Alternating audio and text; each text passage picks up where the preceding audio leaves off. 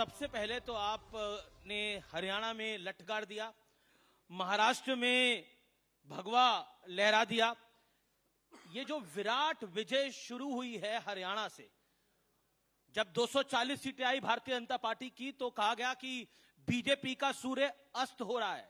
राहुल गांधी कह रहे थे, मैं गारंटी देता हूं कि अब की बार पहले हरियाणा हराएंगे, फिर महाराष्ट्र हराएंगे, फिर गुजरात हराएंगे और फिर सरकार बनाएंगे। लेकिन ऐसा क्या हुआ पिछले 3 महीने के अंदर कि स्टोरी टर्न हुई है? देखिए, मैं थोड़ा सा संशोधन करना चाहता हूं आपको धन्यवाद देते हुए। जी,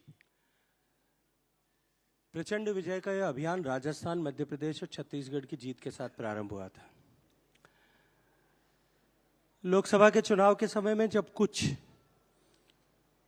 थोड़ी सी देर के लिए बादल सूरज को ढक गया था या ढकने की कोशिश कर रहा था, शायद उस समय ऐसे लोग जिनको रात्रि का अंधकार पसंद है, उनको शायद कहीं खुशी या मतिभ्रम हो रहा था।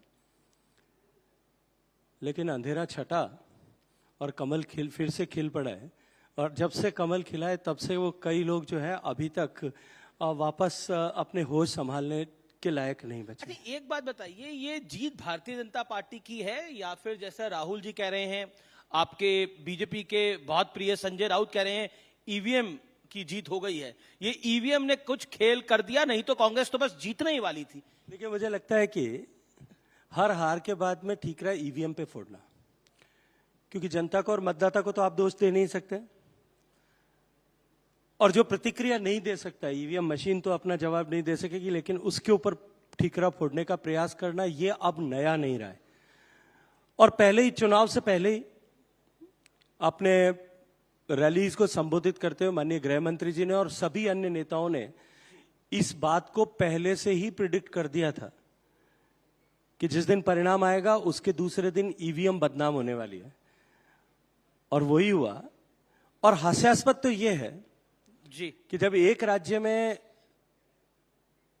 भारतीय जनता पार्टी के विपक्ष में खड़े हुए मोर्चे को विजय प्राप्त हुई है और दूसरे राज्य में प्रचंड बहुमत के साथ में महायुति की सरकार बनी है, जनता ने आशीर्वाद दिया है, तब हम एक तरफ कह रहे हैं कि ईवीएम ने जो है ईवीएम में छेड़छाड़ हुई और दूसरी तरफ नहीं हुई। क्या ऐसे नया नैरेटिव बना दिया है? अब एक नया नैरेटिव है जो लुटियंस दिल्ली में भी चल रहा है और साउथ बॉम्बे में भी चल रहा है, और विपक्षी खेमा इस नैरेटिव को बहुत आगे बढ़ चढ़ के बता रहा है। वो कह रहा है कि एक राज्य जीतते हैं, दूसरा जितवा देते हैं।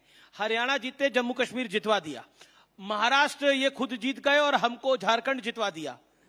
अब ये नया नैरेटिव तैयार हुआ है, इसका जवाब क्या है? मुझे लगता है कि 75 साल के वयस्क लोकतंत्र में जी,